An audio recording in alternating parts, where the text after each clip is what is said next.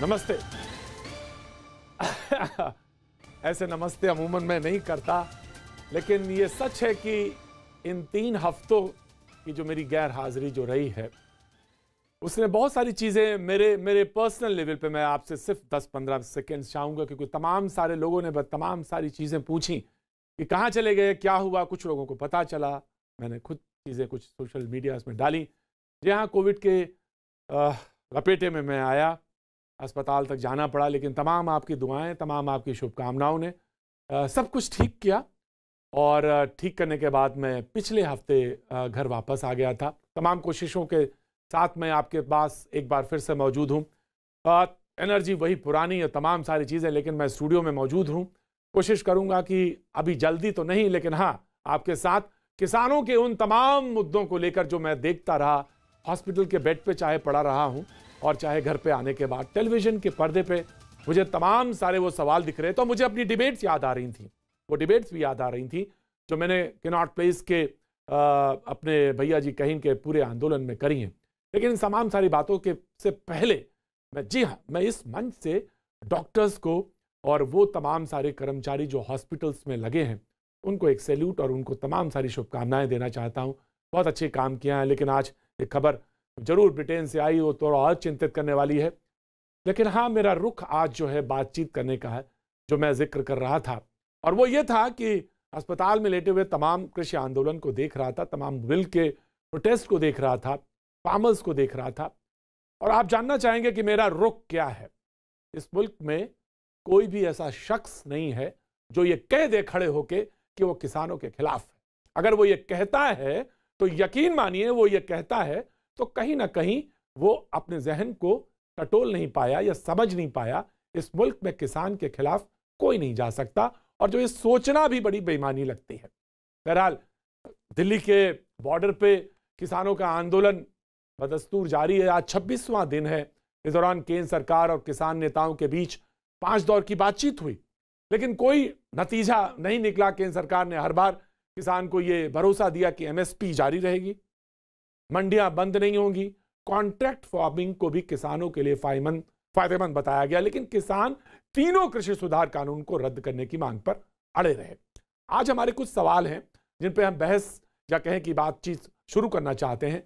पूरे देश के किसानों का मूड जानने के लिए न्यूज़ 18 नेटवर्क ने एक सर्वे कराया, जिसको आप सर्वे सुबह से देख रहे हैं। लेकिन मैं इस सर्वे पे जरूर रहूंगा, लेकिन इसके जिस्ट को, इसके सवालों को जरूर लेके आना चाहूंगा। इस सर्वे में कश्मीर से कन्याकुमारी तक के किसान शरीक हैं। न्यूज़ 18 नेटवर्क के इस सर्वे में 22 राज्यों, यानी एक तरह से पूरे देश के किसान शामिल हैं।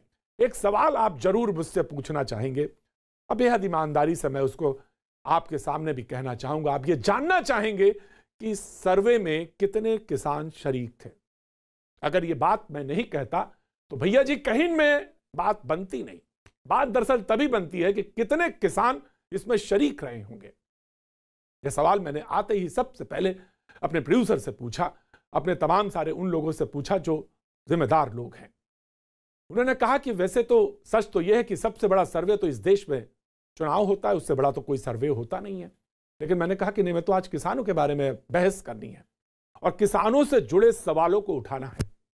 देश के किसानों से यह पूछा गया कि क्या वो कृषि सुधारों और आधुनिकीकरण के समर्थन में है या नहीं। क्या वो एमएसपी और मंडियों के बारे में प्रधानमंत्री मोदी के आश्वासन से संतुष्ट हैं या नहीं। क्या किसान ये जानना चाहते हैं और वो जानते हैं जो विपक्षी पार्टियां कृषि कानून का विरोध कर रही हैं, पहले वो उनके समर्थन में थी। वो जानना चाहते हैं कि क्या देश के किसानों को लगता है कि कृषि सुधार कानून का विरोध राजनीति से प्रेरित है। और सबसे बड़ा सवाल ये कि क्या कृषि सुधारों के विरोध में चल रहे प्रदर्शन को खत्म करने का समय आ गया है।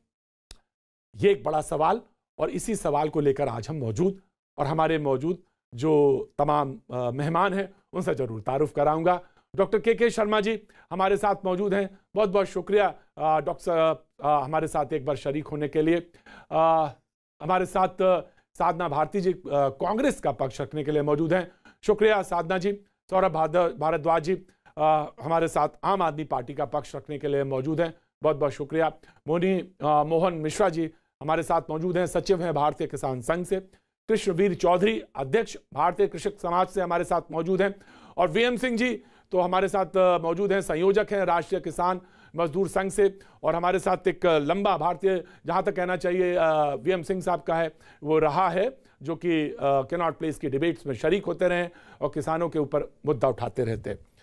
मैं सबसे पहला सवाल, मैंने कहा था कि मैं सर्वे से इसके जिस्ट लेना चाहता हूं, इसके सवाल लेना चाहता हूं, और पहला सवाल जो मेरे जहन में आ रहा था, और बार बार ये जब मैं बीमारी की हालत में भी था, मैं सवाल ये पूछना चाह रहा था कि क्या वीएम सिंह साहब वक्त नहीं आ गया कि आंदोलन अब बंद होना चाहिए, खत्म होना चाहिए और बातचीत की मेज पर आना चाहिए। यह भी एक तरह का अन्याय है कि हमारा कृषक जो है ओस में बैठा रहे, और ओस का मतलब हम और आप, वीएम सिंह साहब, हम और आप बहुत बेहतर समझते हैं, और जिस पैनल में जो किसानी और कृषक समाज को से जुड़े हुए लोग हैं वो भी बेहतर समझते हैं। वीएम सिंह साहब, बाकी मैं लोगों से जानना चाहूंगा। जी, मैं आपसे कहना चाहूंगा कि पांच जो वार्ताएं हुई है उसके बाद डेडलॉक हुआ है, तो हमने उसके बाद में सरकार से कहा कि एक बीच का रास्ता हम बताते हैं आपको, कि आप कह रहे हैं कि 3 बिल वापस नहीं होंगे, बाकी किसान जो आपसे मिलने जा रहे हैं वो कह रहे हैं कि 3 बिल जब तक वापस आएंगे। हमने एक बीच का रास्ता बताया है, वो रास्ता ये है कि किसान की मिनिमम सपोर्ट प्राइस की गारंटी खरीद पर, एमएसपी की गारंटी नहीं, खरीद की गारंटी अगर आ जाती है तो तीनों बिल इंफ्लेक्टर्स हो जाते हैं। अगर एपीएमसी एक तरफ आती है, एक तरफ प्राइवेट आती है, अगर प्राइवेट में भी आप एमएसपी से कम नहीं खरीद पाओगे तो एपीएमसी प्राइवेट में बिल खत्म हो जाता है।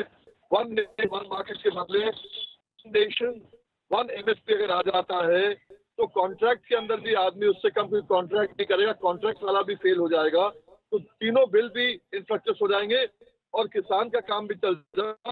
तो किसान आज खरीद उसकी जो हो रही है एमएसपी से बहुत कम हो रही है। 700 रुपये मक्का जा रहा है, जबकि एमएसपी है 1760 रुपया। उसका जो है धान जो है जा रहा है, जबकि रास्ता हमने बताया ये रास्ता आ जाता है तो सब राइट। तो अभी आपके मुताबिक जो बीच का रास्ता है वो भी नहीं निकलता दिख रहा है। मोटे तौर पे अगर हम बात करें तो बीच का रास्ता आपके सामने निकलता हुआ नहीं दिख रहा है, हाँ या ना? अगर सरकार मान जाती है तो हम लोग सब मानने को, उत्तर प्रदेश उत्तराखंड में भी गाजीपुर में बैठा हूँ, हम लोग मानने को तैयार हैं, पर सरकार कहती है हमें घाटा होगा। हम कह रहे हैं आपको घाटा नहीं होगा, बोले 10-12 लाख रुपए का फर्क पड़ेगा, करोड़ का फर्क पड़ेगा। हमने कहा नहीं, इतना जो प्राइवेट लोग हमसे खरीदते हैं, एमएसपी तो 6% ली जाती है, जो 94% प्राइवेट लेते हैं वो लूटते हैं, 700 का 2000 में बेचते हैं, उनको घाटा होगा। उनको प्रोटेक्शन दे रहे हो तो हमें प्रोटेक्शन दो ना एमएसपी का। यही हमारी बात है कि बिल्कुल, आई गॉट योर पॉइंट, आपका पॉइंट मुझे मिला, और मैं तमाम सारी शुभकामनाएं भी इस तरह से देना चाहता हूं कि आप बचेंगे और तमाम जो ठंड है उसको काटेंगे किसी तरह ऐसे प्रोटेक्शन के साथ जिससे कि आप सही रहें। मैं बीजेपी के प्रवक्ता की तरफ रुख करना चाहता हूं। जो पूरी डिबेट है इन 26 दिन में वो 2 ही 3 पॉइंट्स पे आकर रुकती है। मुझे दोहराने की जरूरत नहीं, आप सारे लोग इस पूरे 26 दिन में जुड़े रहे हैं, मैं 26 दिन इससे बिल्कुल बाहर रहा हूं। लेकिन सबसे बड़ी बात चीज जो वो रही है वो ये कि एमएसपी को लेकर बात रही है, एश्योरेंस को लेकर बात रही है, प्रधानमंत्री का एश्योरेंस है। लेकिन वो जो बात वीएम सिंह साहब कह रहे हैं कि किसान ये चाहता है कि जो उसकी उपज है, क्योंकि किसान का बेटा ये कहता है कि हम किसानी नहीं करेंगे, किसानी क्यों करें, वो तो घाटे का सौदा है। तो सरकार एश्योरेंस के लेवल पे बार बार ये कह रही कि हम करेंगे, हम एमएसपी को रखेंगे, हम मंडियों को साबित रखेंगे, हम इस बात के लिए तैयार हैं, जो एश्योरेंस हम दे रहे हैं उससे हम नहीं हट रहे हैं। पूरे देश के सामने, मीडिया के सामने एश्योरेंस है। के जी ये जानना बहुत जरूरी है कि जो पॉइंट वीपी सिंह साहब कह रहे हैं उस पर कहीं कोई बात बनती हुई नजर आती है बीच के रास्ते पे, या लगता है कि नहीं सरकार को अभी बातचीत के लिए और कई राउंड की जरूरत है? प्रतीक जी, सर्वप्रथम तो मैं आपके स्वास्थ्य लाभ के लिए आपको ढेरों बधाई देता हूं। Thank you. आप स्वस्थ होकर हमारे बीच लौटे हैं और यही हम ईश्वर से मनोकामना आपके लिए करते रहे। और बहुत अच्छा लगा आज आप टीवी चैनल पर फिर से डिबेट की शुरुआत कर रहे हैं, बहुत ही धन्यवाद। और आगे भी भविष्य ईश्वर आपको दीर्घायु रखे, स्वस्थ रखे। रही बात बीएन सिंह साहब ने अभी बहुत अच्छी बात बोली कि जो बीच का कोई रास्ता, इसमें बातचीत के मसले से निकलना चाहिए, और उन्होंने एक सुझाव भी उसमें रखे। ये सुझाव संभवतः हो सकता है और ये सुझाव हम से किसान भी भाई भी मानेंगे। तो मुझे लगता है ये बहुत ही अच्छा उनका संदेश है। मैं बधाई दूंगा बीएन साहब को। बहुत समझदार किसान नेता हैं, पहले भी कई बार डिबेट कर चुका हूँ।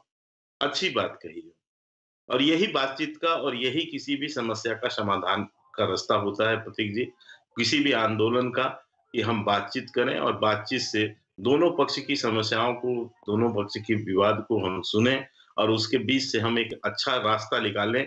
बहुत अच्छी बात बीएन साहब ने कहा कि तीनों बिल भी वो रह जाएं और किसानों की भी जो मन से जो शंकाएं या जो उनके मन के अंदर कुछ भ्रांतियां थी, ये सब भी चीजें 5 दौर 6 दौर की वार्ताओं से दूर हुई हैं। तो और भी हम कोशिश करेंगे। सरकार का भी यही दायित्व है, किसान भाई जो हमारे अन्नदाता हैं, यदि वो ठंड में बैठे हैं तो इसका हमें भी बहुत बड़ा दुख है। हम तो चाहते थे कि ये और जल्दी होके निपट जाना चाहिए, इसको इस रूप से नहीं बढ़ना चाहिए। लेकिन आज मैं तीनों बिल के संदर्भ में अवश्य एक बात कह दूं, प्रतीक भाई, यदि इस पूरे बिल को अच्छे से अध्ययन किया जाए तो इसमें 2 बातें हैं। मैं एक-एक लाइन में खत्म कर देता हूँ। पहला बिल इस बात को कहता है कि किसान भाई जो है वो अपनी फसल मंडियों की अपेक्षा, यदि मंडियों में उनको अच्छे दाम मिलते हैं तो मंडियों में बेचे, नहीं तो एक दूसरा रास्ता भी उनके लिए है कि वो प्राइवेट वो जो है पार्टी को बेच सकता है। एक बिल ये कहता है, दूसरा कॉन्ट्रैक्ट फार्मिंग का बिल है और तीसरा बिल जो है उपभोक्ता संरक्षण और उत्पाद संरक्षण का है। तो इन तीनों बिलों में एमएसपी की चर्चा नहीं आती थी, लेकिन किसान भाई की लंबे समय से एमएसपी को लेकर एक लंबी मांग रही है और इस सहारे ही सही यदि वो कुछ चीजें उसमें तय हो जाती हैं तो बहुत अच्छी बात होगी। इसमें कहीं मुझे नहीं लगता, सरकार पहले से आश्वासन माननीय प्रधानमंत्री श्री नरेंद्र मोदी जी, कृषि मंत्री जी, हमारे गृह मंत्री जी, सभी वरिष्ठ मंत्रियों ने कहा है कि एमएसपी हम खत्म नहीं होने देंगे किसी कीमत पर। मंडियों को हम और सशक्त बनाएंगे और बस इतना ही है कि हम जो है, एक बस चलती थी चंडीगढ़ से दिल्ली, हमने वहां एक ट्रेन भी चला दी है साथ में। अब जिनको बस में बैठने की वो हो इच्छा हो बस में बैठ के यात्रा करे, जिनको ट्रेन में बैठ के यात्रा करनी हो ट्रेन में बैठ के यात्रा करे और जिनको जो सुविधा उचित लगे वो करे। तो इसको भी यदि मान्य किया जाए तो मुझे अच्छा लगेगा। आप ये कहना चाहते हैं, आप ये जो बस और ट्रेन का उदाहरण देना चाहते हैं, इसका मतलब सीधे ये है कि आप वापसी का रुख करना चाहते हैं तो बहुत अच्छा रहेगा, वापसी का रुख करना चाहिए, यही तो कह रहे हैं आप? इसका मतलब यही हुआ? नहीं, मैंने प्रतीक भाई ये कहा, इस कानूनों में जो 3 कानून मैंने 3 लाइन में आपको बताया, उस कानून का जो आशय था शुरू का, जो यहाँ भ्रम था, वो मैंने आपको बताया। बिल्कुल ठीक है कि एक बस चलती थी, हमने एक ट्रेन भी चला दिया और हमने कहा कि आप जो है बस में बैठना चाहें, मतलब आप मंडी में बेचना चाहें तो मंडी में आप बेचें, प्राइवेट को बेचना चाहें प्राइवेट को बेचें, आपको जहां सुविधा लगती है वो बेचें। तो हमारा ये रोल था और बहुत अच्छी बात बीएन साहब ने कही है, मैं समझता हूं उसको। Saurabh, I am coming to you, of course मैं आप ही के पास आ रहा हूं। सौरभ, आप ही का सवाल है, आप ही का टेक है, लेकिन वीएम सिंह साहब को जोड़ना चाह रहे थे। वीएम सिंह साहब, आप जोड़ दीजिए। मैं केवल एक ही चीज कहना चाह रहा हूं कि आपने ट्रेन और बस की बात कही, ये मुकाबला नहीं है भाई। हमारा कहना है कि आज तक प्राइवेट ट्रेडर्स को आपने प्रोटेक्शन दी थी एक्ट के तहत, आप उनको ले आए हैं। अब आप केवल इतना कर देंगे और प्राइवेट प्लेयर्स जो आएंगे वो हमसे एमएसपी से कम नहीं खरीदेंगे, बस। हम और नहीं चाहते। 94% ट्रेडर्स खरीदते हैं। आज हमारा मक्की जो है 700 के बदले 1760 के बदले 700 में ली है, 800-900 का धान जा रहा है। हम वही चाहते हैं कि प्राइवेट प्लेयर्स को आपने रेगुलाइज कर दिया इन एक्ट के थ्रू, उनको आपने किसान भी बना दिया, एफपीओ भी दे दिया है, सब कुछ दे दिया है, आपने परमिशन दे दिया, सब कुछ कर दिया, ठीक है दीजिए। पर अडानी ले अंबानी ले कोई भी खरीदे हमसे, पर मिनिमम सपोर्ट प्राइस से कम ना खरीद पाए, वरना वो फौजदारी का मुकदमा उनके खिलाफ होगा। बस यही चाहते हैं। बस वीएम सिंह साहब, एक सवाल ये भी था कि जब आप, मैं ऑफ कोर्स मैं सौरभ आप ही के पास हूं, मैं अपना सवाल बाद में कर लेता हूं, सौरभ आपके पास ही रहता। जब हम सर्वे कर रहे थे उसमें एक सवाल आया, सौरभ मैं आप ही के पास हूं, ये सवाल भी रख रहा हूं, और वो ये कि क्या आपको लगता है कि कृषि सुधार कानूनों का विरोध राजनीति से प्रेरित है? ये सवाल मैं फिर से रख देता हूं, क्या आपको लगता है कि कृषि सुधार कानूनों का विरोध राजनीति से प्रेरित है? 49% लोगों ने कहा हां। सौरभ, 49% ने सिर्फ कहा कि हां, यानी एक बड़ा प्रतिशत ऐसा था जिन्होंने कहा कि हां कहा 49 ने, 33% ने कहा कि नहीं, और 19% ये तय नहीं कर पाए कि ये राजनीति से प्रेरित है या नहीं। अब सवाल ये है कि ये सर्वे के इस सवाल से भी ये लगता है कि कहीं ना कहीं ये बात तो दिमाग में है कि राजनीति से जो तमाम सारे सवाल उठ रहे थे वो कहीं ना कहीं एक कोई आंदोलन था जो खड़ा किया। अब वो किसानों के पक्ष में कितना जायज होगा और कितनी आप मांग करके उनको दिला पाएंगे, ये एक सवाल है। और दूसरा सवाल ये है कि जब सरकार कहती है कि वीएम सिंह साहब या उनके प्रवक्ता, बीजेपी के प्रवक्ता कहते हैं कि वीएम सिंह साहब बात बहुत अच्छी कह रहे हैं, हम उनकी बात को सुनने को तैयार हैं, हम मेज पे आने को तैयार हैं, तो फिर विरोध किस बात का है? सौरभ। शुभकामनाएं कि आप वापस आए, और मैं आपके सर्वे के प्रोग्राम में सुबह भी जुड़ा था। Thank you. और इसी कारण से मैं नहीं उसमें रुका। प्रतीक जी, आप एक बहुत आलीशान आदमी है, बहुत बढ़िया आदमी है, किसानों की, लोगों की सोचते हैं, और मैं मानता हूं आपके चैनल में भी ऐसे लोग होंगे। मगर मेरा एतराज उस कंपनी से है जिसने ये सर्वे किया होगा, क्योंकि अगर आप सारे के सारे प्रश्न देखें, 10 के करीब प्रश्न हैं उसके अंदर, वो सारे के सारे प्रश्न इस तरीके से बनाए गए हैं, क्योंकि मैंने वकालत पढ़ी है, तो एक प्रश्न का स्टाइल होता है लीडिंग क्वेश्चन। वो क्वेश्चंस अलाउड नहीं होते, क्योंकि उन क्वेश्चंस के अंदर जवाब जो है वो आप एक तरीके से पुश कर रहे होते हैं। जैसे जो सवाल हैं वो सवाल इस तरीके से पूछे गए हैं कि वो सवाल सरकार के पक्ष में आदमी को पुश करते हैं। जैसे सवाल ये भी पूछा जा सकता था, क्या ये सही है कि जो पार्टी इन कानूनों का पहले विरोध करती थी वो अब सरकार में आने के बाद इन कानूनों को ला रही है, क्या ये सही, अच्छा है या ये बुरा है? या दूसरा ये सवाल ऐसे हो सकता था, अगर किसान चुनावी वादे के हिसाब से मिनिमम सपोर्ट प्राइस मांग रहे हैं तो क्या ये सही है या ये गलत है? तो इसके अंदर लोगों का जो जवाब होता वो उस तरह से बदल जाता। नहीं सौरभ, मैं आपकी बात को काटता नहीं है ना, छोटी कर रहा हूँ। You have full right, KK Sharma, you have a full right to answer. आपको बिल्कुल, let सौरभ को कंप्लीट करने दीजिए, सौरभ को कंप्लीट करने दीजिए, सौरभ को कंप्लीट करने दीजिए। I am coming to others. Saurabh को कंप्लीट करने दीजिए। ऑफ कोर्स डॉक्टर साहब, मैं आ रहा हूँ। सौरभ। मुझे शर्मा जी का वो उदाहरण बहुत अच्छा लगा, बस और ट्रेन का। उसको मैं आगे बढ़ा रहा हूँ, और आपको और सबको, श्रोताओं को समझ में आएगा कि किसानों को क्या डर है। किसानों को डर ये है प्रतीक भाई कि जो बस है वो सरकारी बस है जिसके अंदर किराया कम है, और वो किसान जो है उस बस को इस्तेमाल कर रहे हैं। सरकार ये कह रही है कि हम एक प्राइवेट ट्रेन चलाएंगे जो आपको ज्यादा सुविधा देगी, रिफॉर्म करेगी, बढ़िया लाएगी, और हो सकता है शायद सस्ते में आपको एक जगह से दूसरी जगह ले जाएगी। प्राइवेट ट्रेन है। किसानों का डर ये है कि क्योंकि प्राइवेट ट्रेन बड़े बड़े कॉर्पोरेट्स चलाएंगे तो इसको शुरू में कुछ साल सस्ता चलाएंगे, किसान उस ट्रेन से सफर भी करेंगे, और फिर सरकार ये कहेगी क्योंकि ट्रेन ज्यादा चल रही है और बस में कोई नहीं चढ़ रहा, इसलिए सरकारी बस सेवा बंद कर दी जाए। और जैसे ही सरकारी बस सेवा बंद होगी, प्राइवेट ट्रेन वाले, क्योंकि वो बड़े बड़े कॉर्पोरेट हाउसेज हैं, उनका काम है प्रॉफिट अर्न करना, उनका धर्म है ये करना, उसके दाम तुरंत बढ़ा देंगे। और उस वक्त किसान के साथ ये समस्या होगी कि वो बढ़े हुए दाम ट्रेन के ना दे, उसके पास कोई चारा नहीं है, क्योंकि सरकारी बस खत्म हो गई है। किसान सिर्फ ये कह रहा है कि भाई आप ट्रेन चलाएं, प्लेन चलाएं, हेलीकॉप्टर चलाएं, जहाज चलाएं, मगर ये सरकारी बस हमेशा चलती रहेगी, ये कानून में दर्ज कर दें। मतलब एमएसपी का कानून बना दे कि एमएसपी पे सरकार हमेशा खरीदती रहेगी। ये सरकारी डॉक्टर साहब आंसर, बिल्कुल आंसर करिए मेरे ऊपर जो सर्वे के ऊपर बोला है वो मैं जरूरी नहीं समझता। हालांकि मैं जवाब दे सकता हूं, क्योंकि अगर आप इम्तिहान में आ रहे हैं और सवाल का पेपर आपके सामने आ गया तो आप ये नहीं कहेंगे कि साहब ये सवाल को बदल दीजिए, इस सवाल को ऐसा पूछा होता तो मैं और अच्छा सवाल से जवाब देता। हमने तो पूछा था कि राजनीति है या नहीं है।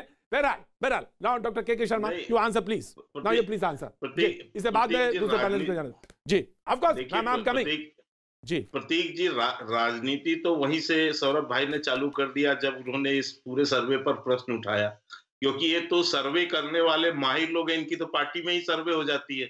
ये लोग सर्वे करके सीट बता देते थे तमाम। और सौरभ भाई तो बहुत ही कलाकार आदमी हैं। ये तो सदन के अंदर, विधानसभा के अंदर ईवीएम का डेमो जो इन्होंने दिया था, बड़े गजब का इन्होंने पूरा सर्च किए, तो पूरा ये वैज्ञानिक भी बन गए थे उस समय। ईवीएम ही बना डाला, उसको कैसे टेम्पर किया जाए। अब मैं इस बात को बताता हूँ। दूसरा जो इन्होंने एक अनुभव बताया अपना, क्योंकि अब ये पॉलिटिकल वार कर रहे थे, इसलिए मैं अब इनको पॉलिटिकल ही लाइन बताता हूँ, क्योंकि ये उसी के महारथी हैं। तो आपने देखा पूरा ईवीएम को लेके सारे देश में सब जगह चर्चा हो गई, और पता नहीं सौरभ भाई फिर कहाँ गायब हो गए, जमीन सूंघ गया इनको, कहाँ पहुंच गए ये। तो खैर मैं उस पर नहीं जाऊंगा, लेकिन एक इन्होंने बहुत अच्छी बात बताई। इन्होंने कहा कि बस और जो ट्रेन का आपने दिया, तो अभी तो ट्रेन चल गया, अभी तो सस्ता चले में होगा, फिर आने वाले समय पर ऐसा होगा। तो ये भी अनुभव इन्हीं का है सौरभ। मैं प्रतीक भाई बताता हूँ कैसे अनुभव है। ये जब सरकार में आए थे, जब ये आंदोलन कर रहे थे, तो इन लोगों ने कहा था कि हम कभी पार्टी नहीं बनाएंगे। फिर इन्होंने अपना मत बदल के पार्टी बना लिया। तो ये इनका अनुभव है। और इसके बाद पार्टी बनाने के समय इन्होंने बड़ी बड़ी वकालत की थी कि हम जो है व्यवस्था परिवर्तन कर देंगे, मोहल्ला पंच उससे जो है निर्णय हुआ करेंगे सदन के, रामलीला मैदान में हम अपनी पंचायत चलाएंगे। फिर इन्होंने बहुत सा ज्ञान दिया। डॉक्टर साहब राजनीति, डॉक्टर साहब मुख्यमंत्री तो बने ना, चुनाव तो लड़ा, जीता, पंजाब में मुख्य विपक्षी पार्टी है। नहीं प्रतीक जी, मैं यही तो कह रहा हूं कि इनको कैसे जो है झूठ बोलने, आगे चल के लोगों को बेवकूफ बनाना है जनता को, उसके ये माहिर खिलाड़ी हैं। इसीलिए तो ये आज ये बता रहे हैं लोगों को कि अभी सस्ता जो ये यदि प्राइवेट प्लेयर आएंगे तो महंगे में खरीद लेंगे, बाद में ऐसा हो जाएगा। आप एश्योरेंस दीजिए ना, आप एश्योरेंस दीजिए, सवाल का जवाब दीजिए, एश्योरेंस दीजिए। बहस करने की जरूरत ही नहीं, एश्योरेंस दे दीजिए। मैं तो कह रहा हूँ, मैं आम आदमी पार्टी के अनुभव की बात की, वो जो सौरभ भाई का अनुभव है वो सीधा जवाब दीजिए। कांग्रेस की प्रवक्ता साधना भारती, एक बात करके खत्म कर देता हूं। मैं केवल इतना कहना चाहता हूं कि मैं प्रधानमंत्री जी ने जो इंश्योरेंस एमएसपी को लेकर दिया है, जो कृषि मंत्री जी ने दिया है, उसमें कहीं एक तोला भी अंतर नहीं होगा। बीएन साहब ने जो बात कही है, निश्चित तौर से उस पर ये अभी चर्चा के टेबल में बैठेंगे तो उसमें तमाम विचार विमर्श हो जाएंगे, और बाकी चीजों का हल बहुत जल्दी निकल जाएगा। सौरभ आप ऐड करिए, फिर मैं कांग्रेस के प्रवक्ता के पास जाना चाहूंगा, बहुत देर से हाथ उठा रही हैं। जी सौरभ। एश्योरेंस की मैं पूरी इज्जत करता हूं, मेरी समस्या सिर्फ ये है प्रतीक भाई, प्रधानमंत्री जी की एश्योरेंस लेके, मैं वकील हूं, मैं ना डिस्ट्रिक्ट कोर्ट जा सकता, ना मैं सेशंस कोर्ट जा सकता, ना मैं हाई कोर्ट जा सकता कि ये एश्योरेंस है, इसको इंप्लीमेंट कीजिए। इंप्लीमेंटेशन कोर्ट से सिर्फ कानूनों का किया जा सकता है, एश्योरेंस का, भाषण का कोई इंप्लीमेंटेशन कहीं पे नहीं दिया जा सकता। ये बात के शर्मा जी भी जानते हैं और हमारा किसान भी जानता है। राइट, मैं आ रहा प्रतीक भाई, इनको भी इतना ज्ञान होना चाहिए कि एमएसपी जो है इंश्योरेंस से नहीं होती। एमएसपी के लिए बाकायदा जो है नोटिफिकेशन जारी होते हैं, हर बार नोटिफिकेशन जारी होते हैं, मुंह जवानी नहीं होती है सौरभ जी। पहले इस प्रक्रिया को समझिए, कानून बना दीजिए, कानून बना दीजिए। नहीं समझ लीजिए पहले, कांग्रेस के प्रवक्ता पहले जानकारी ले लीजिए, फिर कमेंट्स करेंगे तो अच्छा। ऑफ कोर्स मैं कांग्रेस की प्रवक्ता के पास जाना चाहेंगे विदाउट एनी फेल। कांग्रेस की प्रवक्ता बहुत देर से हाथ उठा रही, मैं आ रहा हूं। जी आपका पॉइंट। देखिए, सबसे पहले तो मैं आप स्वस्थ होकर वापस लौटे, इसके लिए आपको अनंत आत्मीय बधाई। और दूसरा, हमारी पार्टी के स्वर्गीय मोतीलाल वोरा जी अब नहीं रहे, मुझे पोती की तरह मानते थे, 2004 से मैं उन्हें जानती थी, उन्हें मैं श्रद्धांजलि अर्पित करती हूँ आपके बिल्कुल, श्रद्धांजलि मेरी तरफ से भी। और अब मैं आपकी डिबेट पर आती हूँ। देखिए, हमारा सर्वधर्म संभाव पे आधारित संविधान मुझे कांग्रेस की राष्ट्रीय प्रवक्ता होने के नाते, किसान की बेटी होने के नाते और भारतीय नागरिक होने के नाते अधिकार देता है कि मैं इस सर्वे से असहमत हो जाऊं, और असहमत हो सकती हूँ, और असहमत में अपनी बिल्कुल, यू हैव फुल राइट। मैं ये बात रखना चाहूंगी, ये मोदी सरकार सियासत का कैसा एहसान करती है कि एक तरफ आंखें छीन लेती है और दूसरी तरफ चश्मे दान करती है। एक तरफ प्रधानमंत्री मोदी जी बार बार ये कहते हैं कि एक देश और एक बाजार, दूसरी तरफ मध्य प्रदेश के इनके मुख्यमंत्री शिवराज सिंह चौहान जी ये कहते हैं अगर दूसरे प्रदेशों की कोई फसल बेचने आएगा तो मैं जेल पहुंचा दूंगा। उन्होंने मंदसौर पर किसानों पर गोलियां चलवाई थी, ये सबने देखा। टीकमगढ़ में किसानों पर झूठे बिजली के बिल भी भिजवाए, उसी मध्य प्रदेश में कानून से पहले और इसीलिए कानून आया ना, इसीलिए तो कानून ला रहे, इसीलिए तो कानून ला रहे। इसी पर प्रतीक जी मैं बात कर रही हूँ, प्रतीक जी मैं उसी पर बात कर रही हूँ। दूसरी बात, अभी कानून आने के बाद शिवराज सिंह चौहान जी कहते हैं मैं जेल पहुंचा दूंगा दूसरे प्रदेशों की फसल अगर बिकेगी। मनोहर लाल खट्टर जी कहते हैं दूसरे प्रदेशों का बाजरा मैं यहाँ पर बिकने नहीं दूंगा, ये मुझे बर्दाश्त नहीं है। तो पहले तो ये पार्टी ये तय कर ले भारतीय जनता पार्टी की ये कानून उनके मुख्यमंत्रियों को समझ आया है कि नहीं। दूसरा, एक सर्वे भारतीय जनता अंदर कर लेना चाहिए कि कितने प्रतिशत भाजपाई और इनके सहयोगी दल इस कानून से सहमत और असहमत है। क्योंकि वीरेंद्र चौधरी जी इससे असहमत हो गए, हनुमान बेनीवाल जी इससे असहमत होकर 2 लाख किसानों को लेकर दिल्ली कूच कर रहे हैं। तो आज ये समझना पड़ेगा, ये किसान एमएसपी की मांग कर रहे हैं। और दूसरी एक दुखद बात ये आदरणीय प्रतीक जी कि ये लोग जो कि एक तरफ किसानों के हितैषी बनने का ढोंग करते हैं, दूसरी तरफ एक तरफ अमित शाह जी किसानों के घर जाकर खाना खा रहे हैं, अपने पेट की भूख मिटा रहे हैं, दूसरी तरफ वही किसान ठिठुर की ठंड में भूख हड़ताल कर रहा है, जो कि शर्मनाक है। अरे ये मिनिमम सपोर्ट प्राइस चाहते हैं। और अगर आप आज किसानों को नासमझ कह रहे हैं तो मुझे बता दें कि भाजपा के प्रवक्ता कि 2011 में working group of consumer affairs के जब अध्यक्ष मोदी जी हुआ करते थे, तब तत्कालीन प्रधानमंत्री मनमोहन सिंह जी को रिपोर्ट सौंपते हुए उन्होंने एमएसपी की गारंटी की मांग की थी। तो क्या उस समय मोदी जी नासमझ थे क्या? या अगर आप आज के किसान को नासमझ कह रहे हैं? देखिए, मैंने 5 साल की उम्र में 13 अगस्त 1999 को संसद भवन पर गिरफ्तारी दी थी किसानों की मांगों का समर्थन करते हुए। मैं खुद किसान की बेटी हूं, उनकी पीड़ा को समझती हूं और आज इसीलिए निवेदन करती हूं बहुत सम्मान पूर्वक भाजपा के प्रवक्ता से कि आप किसानों के साथ राजनीति करना बंद कर दीजिए। उनको सियासी रंग देने की आप बात कर रहे हैं। आप कह रहे हैं कि आपने अभी कहा कि प्रश्न उठा रहे हैं, राजनीति कर रहे हैं। प्रश्न उठाना केके जी राजनीति नहीं, प्रश्न उठाना लोकतांत्रिक अधिकार है और उसके तहत हम प्रश्न उठाते रहेंगे। और किसानों के समर्थन में केवल कांग्रेस या केवल आम आदमी पार्टी या केवल कोई और नहीं आ रहा। बड़े बड़े देश के इंटेलेक्चुअल, बॉलीवुड से आ रहा है, कोई कहीं से आ रहा है, हिंदुस्तान के बाहर से आ रहा है। और ये किसानों से आज पूरी सरकार की लड़ाई दिखाई दे रही है। और देश के 137 करोड़ लोग आज कहीं ना कहीं ये मानते हैं कि देश के अन्नदाता किसान के साथ अन्याय, अत्याचार, अनीति हो रही है। इसको समझना पड़ेगा। आप बस और ट्रेन की बात करते हैं, आप ट्रेन देखने पर आ गए और अब आप सब देखना ही चाहते हैं, सब कुछ प्राइवेटाइजेशन कर देना चाहते हैं। भैया, कृषि, खेती, किसानी तो छोड़ दें। देखिए, पूंजीपतियों को नमन और किसानों का दमन ये हिंदुस्तान में नहीं चल सकता। साधना जी आपको बोलते सुना, मुझे बहुत अच्छा लगा। मैं आऊंगा, लेकिन वक्त है छोटे से ब्रेक का। लेकिन ब्रेक से पहले कुछ आप बोलना चाहते हैं, बीजेपी के प्रवक्ता को जवाब देना चाहते हैं। मैं बीजेपी के प्रवक्ता का आपको छोटा सा, बस सिर्फ आप 10 सेकंड देना, मैं आपको 10 सेकंड में आपको जवाब देना है। जी, बीजेपी के प्रवक्ता कुछ बोलना चाहते हैं जी। बस मैं इतना कह दूं कि मेरे कांग्रेस की प्रवक्ता को थोड़े विषय की जानकारी होनी चाहिए और उनको कम से कम अपने घोषणा पत्र की जानकारी तो जरूर होनी चाहिए। 2019 के चुनावी घोषणा पत्र में इन्होंने पॉइंट नंबर 11 में इन्हीं जो सुधार के संदर्भ में कहा, Congress will repeal the agriculture product market committee act and make the trade in agriculture products including export and inter state trade free from all restriction. ये जो 3 कानून हम लाए हैं, इसी की वकालत आपने अपने घोषणा पत्र के 11वें नंबर पॉइंट पे किया है। तो मेरी उनकी कांग्रेस की प्रवक्ता महोदय से ये है, एक मिनट सुने, मेरी बात पूरी होने दे, मैंने बीच में नहीं बोला आप। जी जी बिल्कुल। तो मेरा कहना है कि आप पहले अपने जो है, और केवल यही नहीं, 2013 में फल और सब्जियों से एपीएमसी एक्ट को राहुल गांधी जी ने, आपके मुख्यमंत्रियों ने हटा दिया। आप शरद पवार जी आपके कृषि मंत्री थे, उनके पत्र को पढ़ लीजिए। साधना जी, मैं आपके पास आऊंगा, लौटूंगा, लेकिन हमारे साथ कृषि सुधारों पर न्यूज 18 नेटवर्क का एक सर्वे, और सर्वे में बहुत सारे सवालों को लेकर हम आपके बीच में हाजिर हैं। उस सवालों के ऊपर भी तो आम आदमी पार्टी के प्रवक्ता ने कुछ सवाल उठाए थे। निश्चित तौर से उनका राइट है, वो कह सकते हैं, उनको भी पूरा अख्तियार है। लेकिन हाँ, सवाल बहुत जायज हैं, सवाल पूछे गए वही सवाल हैं जो कि लगातार पूछे गए हैं।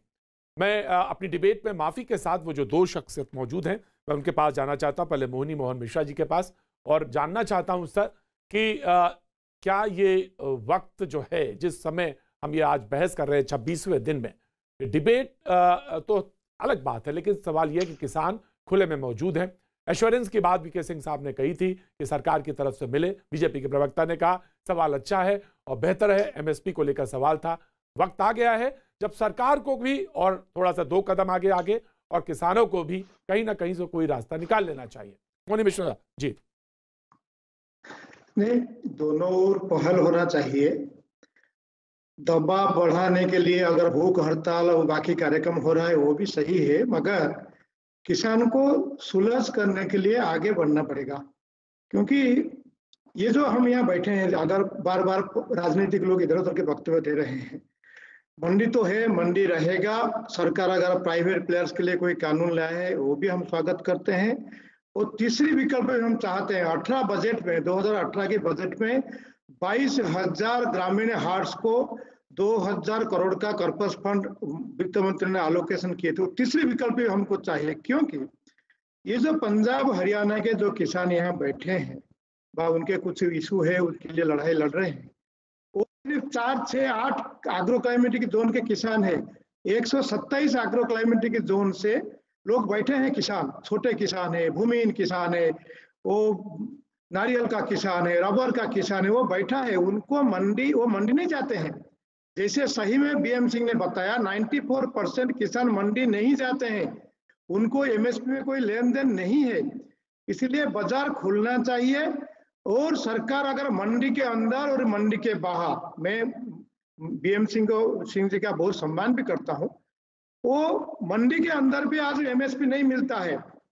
राज्य सरकार केंद्र सरकार मिलके अगर कोई कानून लाते हैं, अलग से कानून लाते हैं, मंडी के अंदर और मंडी के बाहर दोनों ये एमएसपी के नीचे खरीदारी ना हो, उसको हम स्वागत करेंगे और उसका आग्रह करेंगे सरकार से भी उस दिशा में कदम बढ़ाए। मगर ये जो किसान अपने भाई लोग यहाँ बैठे हैं, उनका कुछ विशेष समस्या है, वो तो चंडीगढ़ में बैठना चाहिए था। दोनों जो सरकार है, पंजाब हरियाणा और राज्य सरकार, वहां बैठकर केंद्र का सहायता लेकर वही समाधान निकलना चाहिए था। ये इधर आके इतना जो कठिन विषय खींचातानी हो रहा है और राजनीतिक पार्टियां जैसे जैसे वक्तव्य दे रहे हैं, वो अच्छी बात किसान के हित में नहीं है। यहाँ अपने आप सरकार की प्रवक्ता बोल रहे थे, दिल्ली में कृषि मंत्री है, मंत्रालय है क्या पता नहीं लोगों को, यहाँ वो वक्तव्य कर रहे हैं। कांग्रेस भी बड़ी बड़ी बात कर रहा है, 50 साल से किसान के लिए क्या किया। अगर कोई सरकार कर रहा है, हम मांग रहे हैं तो प्रॉफिटेबल प्राइस, हमको लाभकारी मूल्य चाहिए। अगर लाभकारी मूल्य नहीं है, कम से कम एमएसपी तो मिले। वो आग्रह किसान भी कर रहा है, सारे देश का किसान कर रहा है, मगर ये मंडी के अंदर मंडी के बाहर के लिए होना चाहिए। उसमें कोई राजनीति नहीं होना चाहिए। राजनीतिक जो पार्टियां अभी भी घुसे हुए हैं वो निकल जाना चाहिए। किसान अपने दम पर अपना लड़ाई लड़ेगा तो सही ढंग से अगर सरकार के साथ बातचीत करके 100 मांग रहा था, अगर 70 मिल रहा है, 80 मिल रहा है, उसको लेके फिर आगे की लड़ाई। ये आखिर लड़ाई नहीं है किसानों की। किसान पहले भी लड़ रहा था, आज भी लड़ रहा है, आगे भी लड़ेगा, मगर कोई सुलह होना चाहिए, बीच का रास्ता निकलना चाहिए अभी के लिए। और किसान उसके लिए 2 कदम, जैसे सरकार भी आगे आ रहा है, किसान भी 2 कदम आगे बढ़े। जिस पकड़ने से किसी का भला नहीं होता है, किसान का भला नहीं होता है। ऑफ कोर्स वीके सिंह साहब, आपका एक बार फिर से स्वागत है, आप जुड़ रहे हैं हमारे साथ। साधना कुछ कहना चाह रही थी। जी जी, मैं पहले तो ये कहना चाह रही हूँ, सौरभ में I am coming to you, Saurabh coming to you. ये बता रहे थे, हमारे मैनिफेस्टो की बात कर रहे थे। देखिए, भाजपा के ये प्रवक्ता कांग्रेस पार्टी के मैनिफेस्टो पढ़ने में इतना समय जाया कर देते हैं। पहली बात तो ये, कांग्रेस के मैनिफेस्टो में ऐसा कहीं नहीं लिखा कि हम मंडियां खत्म कर देंगे, हम देश की 25 लाख करोड़ की खेती उपज का कारोबार हम धन्ना सेठों के हाथ में दे देंगे, सबसे अमीर उद्योगपतियों के हाथ में दे देंगे, ऐसा कहीं नहीं लिखा।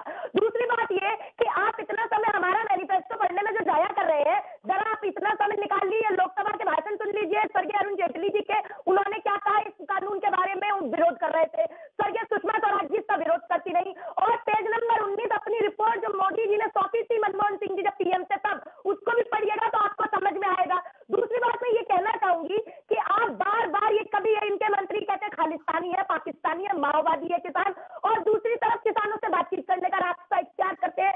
तो पहली बात ये देखिए, मोदी कहलाने वाले सिर्फ हिंदुस्तान में देशभक्त नहीं कहलाते। आप अभी आम आदमी पार्टी के प्रवक्ता से ये कह रहे थे सौरभ जी से कि आपने बड़ी बातें बना ली। अरे उन्होंने तो बातें बना ली, तो बना दिया। केजरीवाल जी कहते थे मैं बच्चों की कसम खा के कहता हूँ राजनीति में नहीं आऊंगा, गाड़ी नहीं लूंगा, फ्लैट नहीं लूंगा, सब कर लिया। लेकिन आप भी तो कहते थे 14 तो मुझे इस मिट्टी की ना देश नहीं दिखने दूंगा, कहते रेलवे, लाल किला, बीमा, सब कुछ तो आप देश में कम चालू होगा, हद तक तो हो गई। आप कृषि तक प्राइवेट करना चाहते हैं, उद्योगपतियों के हाथों में सौंपना चाहते हैं, तो हम प्रश्न नहीं पाएंगे क्या काम हम उठाएंगे। आप काला कानून लेकर आए हैं, इसको वापस कीजिए। जब किसान कह रहे हैं हमें चाहिए ही नहीं, आप कह रहे नहीं पढ़ के देखिए। किसान को आप नासमझ मत बताइए, देश का अन्नदाता किसान नासमझ नहीं है, बेवकूफ नहीं है। Doctor K Sharma and then Saurabh, कानून वापस लेने का, ठीक है। Doctor K Sharma and then Saurabh I am coming. Doctor K Sharma and then Saurabh will come later. जी देखिए, कांग्रेस की जो प्रवक्ता मेरी बहन है, उनको मैं कहना चाहता हूँ कि मैडम थोड़ा कुछ पढ़ लीजिए। आप बिना पढ़े इतना तेजी से और एक भाई मोदी जी पढ़े लिखे और उद्योगपति पढ़े लिखे, बाकी किसान की बेटी साधना बाकी सब ना समझ है। मैं एक दो बंद कराएंगे तो मैं बोलूंगा, नहीं तो मैं नहीं बोलूंगा, तो बहुत गंभीर विषय है। नहीं तो आप सीधे पढ़ने लिखने पे हो जाते हैं सर। नहीं, मैं आपको पढ़ने की बात ये कह रहा हूँ, आप कानून तो पढ़ लीजिए, मैं थोड़ा सा कानून पढ़ लीजिए, उसमें कुछ नहीं है। अब एक कानून इनको बंद कराइए तब मैं बोलूँ। हाँ चलिए बोलिए। भंडारण का कानून पढ़ा है आपने अपना? भंडारण का कानून आपने पढ़ा है? सन 1943 और 44 में बंगाल में अधिक भंडारण के कारण ईस्ट इंडिया कंपनी के 40 लाख से अधिक लोग भूख से मर गए थे। जी साधना, फिर आप वापस ले आए। आप जी साधना पढ़ लो, क्या पढ़े भाई कानून? जी साधना जी, साधना जी, डॉक्टर के शर्मा, डॉक्टर मैं आ रहा हूँ, सौरभ आ रहा हूँ, डॉक्टर के शर्मा। मैं इनको कहता हूँ, इन्होंने कहा कि मंडी खत्म हो जाएगी, ऐसा हमने नहीं कहा था। तो भैया ये बता दीजिए कि ये 3 कानून में कहाँ लिखा है कि मंडी खत्म हो जाएगी? एक तो ये नहीं है, दूसरा बिहार में हटाया तो क्या हुआ? मध्य प्रदेश में क्या हाल चल रहे हैं? आप इनको बंद कराएंगे। जी साधना, जी साधना, क्या बात कर रहे हैं आप बेस लोग बात कर रहे हैं। जी साधना, अरे मोदी जी झूठ बोलने में महारथी है। जी साधना, साधना कूल डाउन जी। मुझे भी पहले बात मैंने ये कही, दूसरी अभी इन्होंने तुरंत तर्क में क्या कहा, एपीएमसी एक्ट खत्म हो गया। कहाँ एपीएमसी एक्ट खत्म हुआ है? इस बिल में कहाँ लिखा है? ये आप इसीलिए मैं कहा कि बिल पढ़ लीजिए। तीसरा बात, अरे भाई आप कहाँ बिहार 2006 की बात कर रही है, कहाँ ये 2019 का कृषि कानून है? आपको कुछ जानकारी भी है? साधना आप तर्कों पे बहस करेंगे ना कि आप बेतर्कों पे बहस करेंगे। मैं इसलिए कर, अभी इन्होंने जेटली साहब का नाम और सौरभ आ रहा, इनको जानकारी होनी चाहिए कि जेटली साहब ने जो बयान दिया था वो इस संदर्भ में नहीं था। ये कानून को लेकर डिबेट नहीं था। इनको जानकारी 5 पैसे की नहीं है, वे केवल ये रट के कागज चली आई है यहाँ जो है प्रोसेस दे रही है। आपको आप तीनों बिलों के नाम बता देंगे तो हम मान जाएंगे। शासना भारती के तीनों बिलों के नरेंद्र मोदी जी को जानकारी है, अमित शाह को जानकारी है, और किसी को जानकारी नहीं है ना। तो भैया ये अपनी जानकारी का कानून अपने ऊपर लागू कर लो, किसानों पर लागू मत करो। नहीं क्या बात कर रहे हैं आप? 5 पैसे और 10 पैसे की बात कर रहे हैं। एक ढेले की जानकारी आपको नहीं है, आप यहाँ के गलत सलत बता रहे हैं। और आप मुझे कह रहे हैं भैया मैं किसान परिवार की हूँ। जी आराम से साधना, क्या बात कर रहे हैं? ये 5 पैसे 10 पैसे ये तर्क है, ये तर्क है, ये तर्क है नहीं। 5 पैसे तर्क है आपका। मैं सौरभ जी में तो मोदी जी को महारत हासिल है भाई। जी साधना जी कूल डाउन आराम से एक बात कहने की अनुमति चाहूंगा, इसके बाद आप फिर सौरभ भाई को बुलवाइए, मुझे कोई दिक्कत। मैं केवल इतना कहूंगा, आपका कार्यक्रम बहुत अच्छा कार्यक्रम है। कृपया कर इनको पहले तो ये बताइए कि डिबेट के तरीके क्या होते हैं, और दूसरा ये कहिए कि जो भी बोले और उसका आंसर सुनने की क्षमता रखें। क्योंकि यदि आप कुतर्क करेंगे, गलत जानकारियों के साथ बोलेंगे, तो मैं आपको यही बताऊंगा। आपको अरुण जेटली 2011 में क्या बोले और किस बिल के संदर्भ में वो बात कर रहे थे, इसकी तक आपको जानकारी नहीं है, तो फिर आप यहाँ पर उनको गलत कोट क्यों कर रही? दूसरी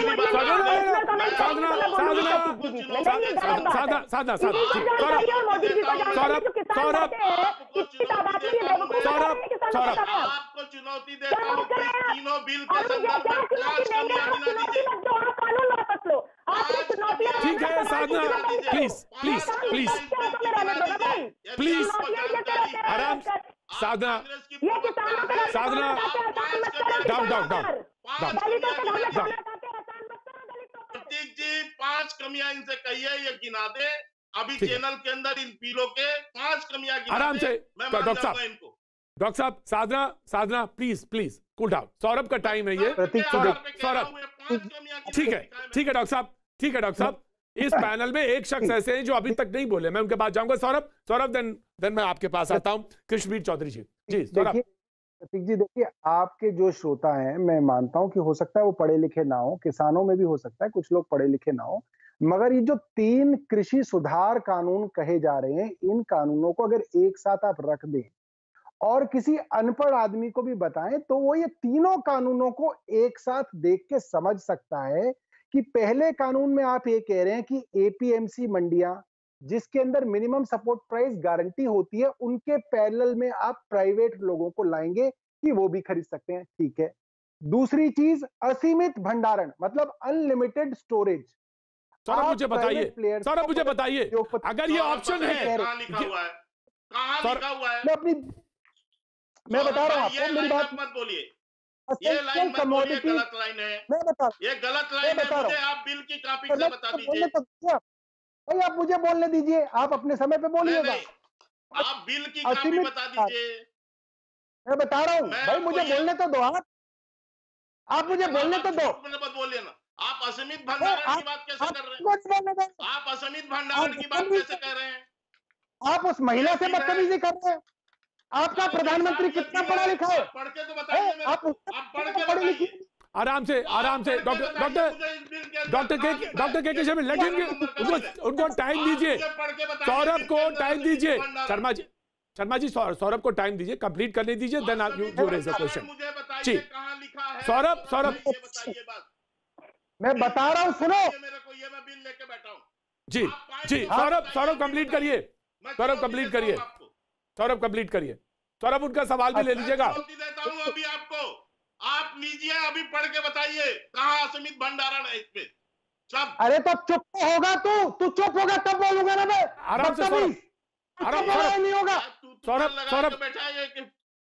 आराम से। डॉक्टर बोलते हैं अपने आप को नालायक। सौरभ मर्यादा से, सौरभ मर्यादा से, मैं मर्यादा ना नहीं, आप सौरभ कभी नहीं पेशेंस लूज करते हैं। Saurabh this is not right, this is not right. के शर्मा प्लीज चुप रहिए, के शर्मा प्लीज फॉर गॉड से, के शर्मा प्लीज फॉर गॉड से, के शर्मा फॉर गॉड से, आप प्लीज आप चुप रहिए। सौरभ आप कभी पेशेंस लूज नहीं करते। No let me answer, Saurabh let me answer. No I won't allow you, Saurabh पहले मुझे बोलने दीजिए। I won't allow you. नालायक शब्द और ये जो अमर्यादित है, ये मेरी डिबेट पे कभी नहीं हुआ, और and I know you very personally. आप कभी भी पेशेंस लूज नहीं करते, आप डिबेट बहुत अच्छी करते हैं, लेकिन आपका पेशेंस क्यों लूज हुआ ये मुझे नहीं मालूम है। ये आप, you have to check, and I am coming you after 40 seconds. I will come to you after 40 seconds. जो जस्ट टेक केयर। आप ऑक्सीजन लीजिए, मैं 40 सेकंड बाद आपके पास आता हूं। This is not good. आप 40 सेकंड बाद में आऊंगा, कृष्णवीर चौधरी के पास जाऊंगा, उसके बाद then I will come to you. Krishnavir Chaudhary, जो सवाल आम आदमी पार्टी के प्रवक्ता पूछ रहे थे वहां पे आइए, then I will go to Saurabh again. Krishnavir Chaudhary साहब, पहला सवाल तो ये है कि मेरे मित्र कह रहे थे कि एपीएमसी मंडी में किसानों को एमएसपी सब जगह मिलता है। ये उनको जानकारी नहीं है मेरे भैया को, ऐसा बिल्कुल नहीं है। इस देश में मात्र 8% लोगों को न्यूनतम समर्थन मूल्य पे खरीद होती है। मुश्किल से 92% लोगों को इस देश में कहीं कोई एमएसपी नहीं मिलती। 6 प्रदेश में एपीएमसी नहीं है, केरल तक में एपीएमसी एक्ट लागू नहीं है। इस देश के 15 प्रदेशों में कॉन्ट्रैक्ट फार्मिंग हो रही है। पंजाब में, हरियाणा में 2006 से कॉन्ट्रैक्ट फार्मिंग हो रही है। नियम अलग अलग हैं। पूरे देश की खरीद जो है, पंजाब में 98% गेहूं और धान की खरीद होती है, वो एमएसपी पर होती है। हरियाणा में होती है मंडियों के माध्यम से। पश्चिमी उत्तर प्रदेश में फूड कॉरपोरेशन खुद अपनी खरीदी करवाता सेंटर खोल के। बाकी पूरे देश में कहीं किसी एपीएमसी में एमएसपी का कोई मतलब नहीं है। व्यापारियों की मर्जी है, किसी भाव खरीदते हैं, कुछ करते हैं। मेरे मित्र वीएम सिंह जी ने एक बात कही, मोहिनी मोहन मिश्रा जी ने भी कही, मैं उनकी बात से अपने को साथ जोड़ते हुए उसी में आगे बात करता हूं। मैं भारतीय राज्य फार्म निगम का चेयरमैन रहा हूं, मुझे तमाम चीज़ें, मेरा अनुभव है, मैंने काम किया। खेती होती है, आज भी होती है, कल भी होती थी। तमाम स्थितियां ये हैं कि आज तक इस देश के 92% लोगों का शोषण इस देश में होता रहा। वो न दिल्ली आ पाता है, न उसके पास कुछ खाने को है, न बजाने को, न दवाई खाने को। उसकी स्थिति तो इतनी खराब है कि वो कर्जे में बीज खरीदता, कर्जे में दवाई खरीदता, कर्जे में डीजल खरीदता, कर्जे में मरता है। अगर आप सच्चाई देखें तो ये सच्चाई है कि बिहार में 800-900 रुपए कुंटल पे धान खरीद के और पंजाब में भी उसकी आपूर्ति 1800 रुपए कुंटल पर मिली भगत करके होती रही है। ये एक अलग विषय है, लेकिन ये भी सच्चाई है कि 2 रुपये और 3 रुपये और 4 रुपये किलो सब्जी का दाम किसान को मिलता है। कभी कभी तो 1 रुपये किलो हरियाणा में पिछले 1 हफ्ते पहले गोभी का बात थी। तो ये जो दुर्गति है, और वही सब्जी दोपहर तक उपभोक्ता तक पहुंचते पहुंचते वो 20 और 25 रुपए की हो जाती है। किसान की दुर्गति बहुत है। मेरा सिर्फ इतना मात्र कहना भर है कि यदि ये परिस्थितियां जो अब तक कांग्रेस और तमाम दल और तमाम सरकारें, तमाम मित्र, अगर यही अच्छी थी तो फिर इस किसान की दुर्गति क्यों इस देश में 3 बड़ा सवाल है आपका, बेहतर सवाल है, बड़ा सवाल है, बेहतर सवाल है सर। मेरा उन दलों से सवाल है, मेरा सिर्फ एक, बस मैं सिर्फ एक, तो आपका स्वस्थ हुए, मेरी हार्दिक शुभकामनाएं हैं, आप और अच्छा रहें।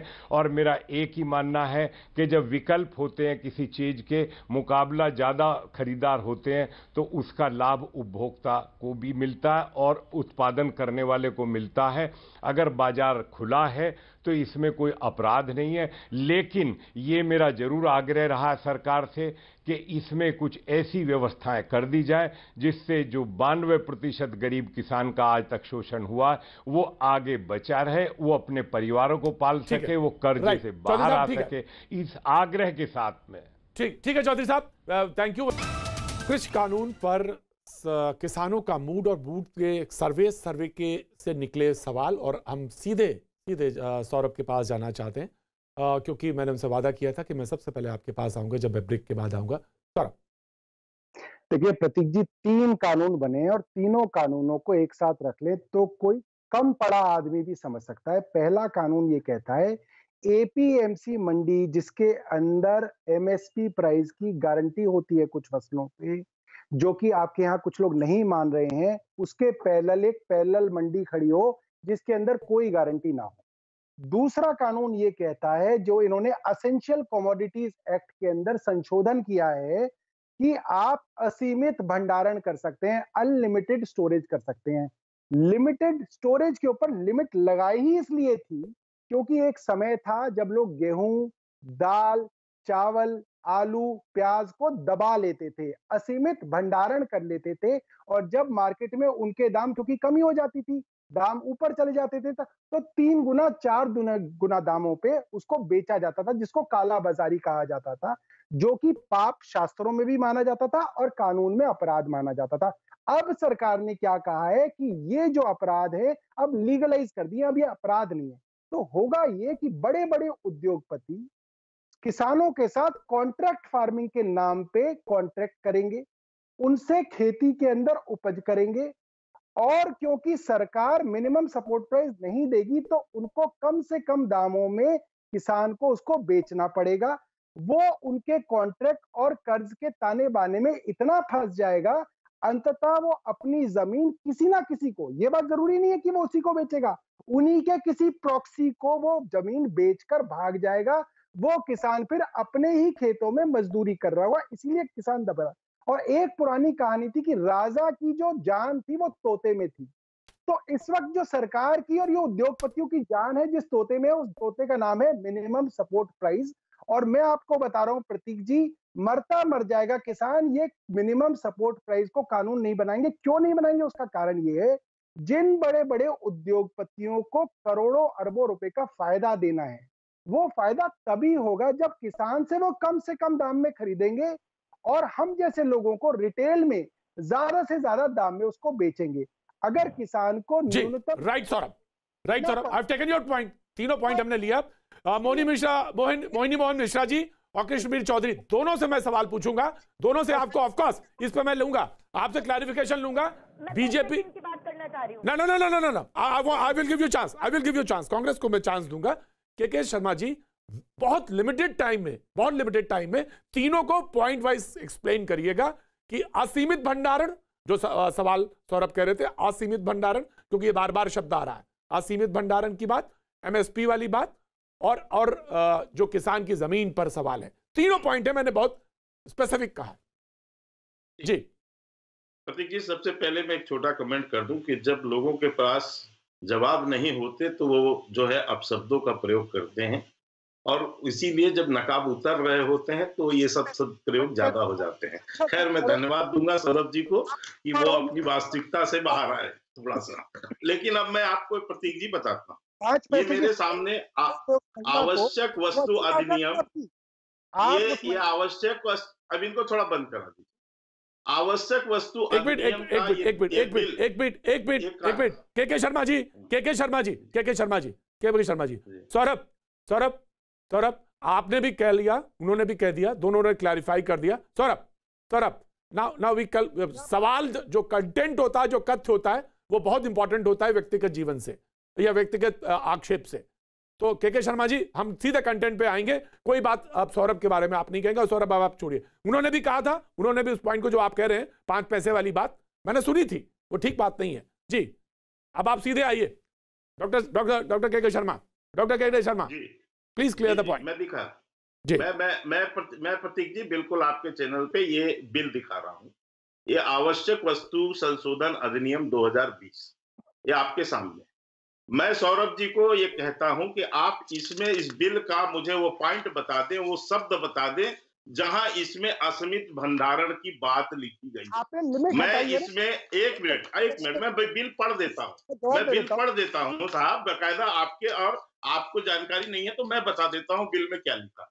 सुन लीजिए, बिल की धारा नंबर 2 का पॉइंट नंबर ख, इसके अंतर्गत ये जो है स्टॉक, उसकी बात आती है स्टॉक की, और इसमें क्या कहा गया है ये भी आपको जो है प्रतीक जी समझना हो।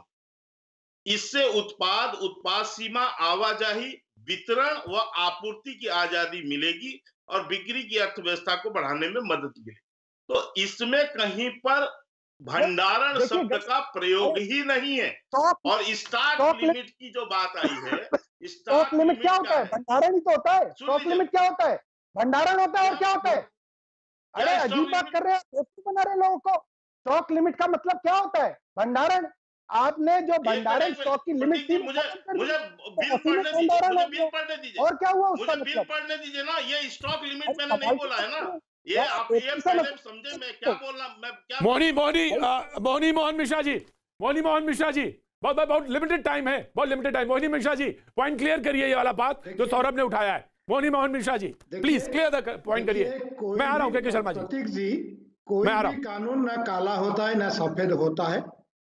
सारे कानून को अध्ययन करते हुए अगर कोई सुधार की गुंजाइश हो करना चाहिए, इतना विषय है। हमको जो बार कॉर्पोरेट हाउस, बड़े बड़े व्यापारी लोग आएंगे, हमको कोई भी आए, हम तो यहाँ भी बोलते हैं, कभी राहुल गांधी आ जाए, केजरीवाल जी आ जाए, कंपनी लेके आ जाए, हमको अच्छा पैसा किसानों को मिलना चाहिए, ये एक ही शर्त है उसमें जी। मोहनी मिश्रा जी, कृष्णवीर चौधरी जी, मैंने आपसे कहा था कि मैं आपसे भी बातचीत का सिलसिला जोड़ूंगा। सौरभ, आपको बात कहना था, आपकी भी बात रह गई, और कांग्रेस के प्रवक्ता को मैं एक बार फिर कल, मुझे ये निश्चित तौर से मैं इसी मुद्दा यही रहेगा, इसी मुद्दे पर रहेंगे, लेकिन आज अभी बस सिर्फ इतना ही। आर पार की तैयारी, मिलते हैं वहां।